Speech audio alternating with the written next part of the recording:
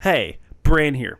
I think there's a lot of good solid advice and tech that is out there for a killer, but a lot of what is not talked about in the game is having the correct mindset for being a killer. And no, this isn't just like being as ruthless as possible and being as like mean as possible. That's not what I'm talking about. There's an approach you have to have. You have to have a good mindset for being a killer. And this could be the difference between you plateauing in this skill level or ascending to someone on the levels of like Scott or Otz. So here's 5 ways to have a killer mindset.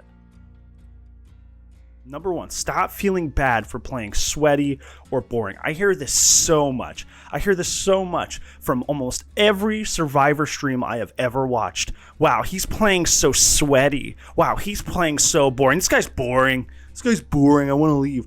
Don't care about that. Do not care about that. Do not care, even if like you're not facing a streamer. Don't think about what would be conventionally thought of as sweaty or boring. Like, if you're going to slug, if you're going to play basement, if you're going to do any of those things, stop worrying what people think about it. Stop worrying what people think. Because I'm going to let you in on a secret. Most of the time, there's not a lot of merit to what they're saying. Most of the time, they're just being whiny, they're being upset that they're losing, and the things they're saying are just an exhalation of how upset they are. There's not actually any weight behind it. They're usually just saying it because they're very, very upset with the situation at hand. And it's not because there's any sort of like actual like objective bearing to it. So don't care about what is seen as sweaty or boring. Don't not slug because it might be seem like you're being a sweaty bore fest. That's just people writing their own rules. That's the survival rulebook. Don't care about that. Stop caring about that. Don't care about that. Okay? Number 2, play to improve, not to win. This is one of the biggest things, not only in Dead by Daylight, but in really any game you play, is play to have better habits, and then the W's will come. If you focus on only trying to pull the W every single time, instead of doing good habits, doing good things, you're going to eventually start losing, and you're going to start having a plateau happen. Because certain things that you can force the W with don't work on every survivor group. They just don't. So instead of doing that, try working on improving good things. Going to the opposite side of the map to look for survivors when the match starts. If you're playing a hard character like Huntress or Billy, work on hitting those curves. Work on hitting those hard hatchets, those cross-map hatchets. Work on things that you know you need to improve on. If you don't moonwalk enough, or if you keep getting bad reads at tiles, focus on playing tiles better. Even if you lose that match, but you played a tile better than you did before, that next match, you're going to be more prepared for dealing with tiles. And that is more important because that gets you more W's in the long run instead of focusing on the short term, which is just the W for one match. So if you focus on better habits, you're going to get more W's in the future instead of just the one at the moment. So focus on improving good habits over winning because the winning will come. You just got to focus on being a better killer first. Number 3, step outside of your comfort zone. This is very important because this is something I see a lot of killers don't do. A lot of killers really like to just kind of slap on Ruin Undying and not learn how to pressure gens or Ruin Pop and then refuse to learn how to pressure gens. Or they only use a certain set of add-ons. I'll only play Michael Myers if I only have my Judith Myers Memorial and I have my hairbrush and all this stuff. Like, I will only play Billy with engravings and low pro trains. I'll only play Huntress with OCAFT and infantry belt. Like, all these things are not necessary. So like all of these characters have a base kit, and most of them are pretty good, regardless of what tier the character ends up in compared to other characters. Most characters' base kits are good, but you could never know that if you never try without add-ons or you never try something different. There's plenty of fun perk combinations in this game. I like Enfury a lot. I guess that makes me kind of like weird because that's more of an older DBD sort of thing. But like Enfury is really fun and it helps with your chases like a lot. But like if you're only slapping on Pop Ruin all the time, like you're never gonna know any of these other fun combinations exist. I see a lot of people that miss out on a lot of like their killer's best perks and perk setups because they're so focused on running double slowdown because they don't feel comfortable stepping outside of their comfort zone. They don't feel safe stepping outside of having 2 to 3 slowdowns, so they just end up only playing. They learn to play the game with 2 to 3 slowdowns. They don't learn to play the characters, and they don't learn to play the game. So don't be afraid to take off your favorite add-ons. Don't be afraid to swap out perks and try new perks. Even if they suck, even if they don't work for you. Oh well, at least you know now, right? Like, it's not that big of a deal. It's not that deep. I think this is one of the biggest, it's kind of a side thing, but it's not that deep. This game is infinitely repeating. This game is an infinitely repeating video game. It doesn't matter if you lose one match. It's not that deep, okay? So take that with all of your killer mindsets, no matter who you're playing. It's not that deep. Losses will happen, and it's not that big of a deal. Step outside your comfort zone. Number 4, understand when it's not your fault. There's a lot of situations in this game where you could not have played better, and that sucks. But you gotta understand that sometimes it's not you, and that's perfectly okay. There was a match the other day, which I'll try to find and put it right there, that I was playing Michael on Badham. And there were two double pallet spawns, and there was also a truck spawn with the pallet right outside of Shack. On one of the most survivor-sided maps in the game. The odds were overwhelmingly stacked against me.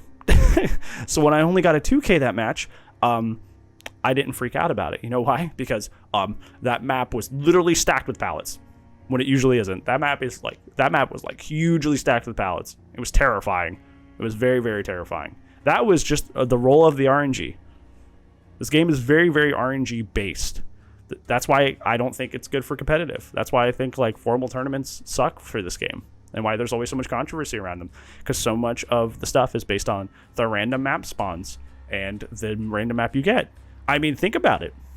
Let's take like Mother's Dwelling, where besides like one generator, they're all around the edges of the map of the biggest map in the game. What if you're playing somebody with like 0 mobility? And all the survivors spawn spread out, and they have good tiles. How are you supposed to win that? I mean, you can, if you're out of your mind bonkers. But sometimes, it's just not possible. And that's okay. That's okay. Not every match is meant to be won. Which is why we return to our other steps, like, hey, at least you stepped outside your comfort zone and tried something new. Hey, at least you're playing to improve habits and not trying to win every match. Understand when it's not your fault. It's not your fault. Understand when it's not your fault. And be okay with losing.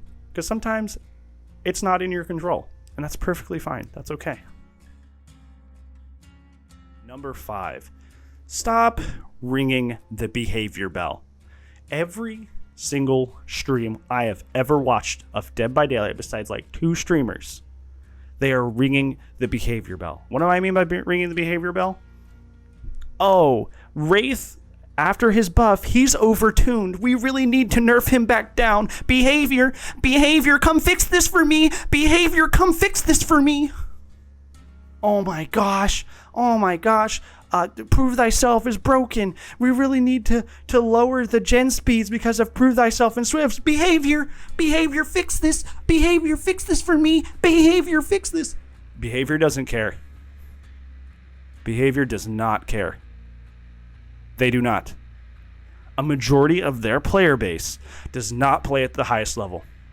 They're not going to listen to you ringing the behavior bell anytime something happens that you don't like. If you realistically think that you whining like a child and knocking on the door of a game development studio is going to get you instant results and it's going to make your life easier, it's not. Does that mean we ignore things that are overpowered? No. Like the offensive DS. Offensive DS was annoying and bad for the health of the game. And a lot of people put forward really good constructive arguments to get that changed. And it finally got changed. But you can't ring the behavior bell every time something goes wrong in a match. It will hamper you. And honestly, if I'm being real with you, most of the killers I watch when I'm on Twitch, when I'm on YouTube, the reason they suck is because they ring the behavior bell. They don't try to think, did I do everything possible? Did I do everything in my power to make sure this situation didn't go sourly? A lot of people don't have that thought process. A lot of people jump immediately to ABC is broken, so ABC should be fixed by behavior right now. And it's embarrassing, and it makes you look like a kid. It makes you look like a child. It's very embarrassing. You will not do that. You are going to have a killer mindset. You are going to say, I'm going to do everything in my power before I even bring up anything with the behavior situation. You're going to do everything in your power to make sure that you are the best player you can be in that moment. And if you're not, recognize those mistakes before you ring the behavior bell. Before you ring the behavior bell. Did I miss Blinks as nurse? Did I miss Hatchets as huntress? Did I not really pressure the gens enough? You got to ask these questions before you ring the behavior bell. You have to. And you will be a better killer for it, because you're going to be improving and analyzing your gameplay the best you can be before you go crying to someone else to try and fix something that you could have improved at. So there was 5 ways to have a killer mindset. Hopefully this video was helpful for you. Hopefully you've learned how to have a better mindset, and you can apply this directly to your games right away and start having a better time and a better upward rise to being a better killer. If you like videos like this, of course liking is, the way to formally show me, and it really helps me out. And I hope I see you soon, and if I don't, I'll see you when I see you, friend. Goodbye.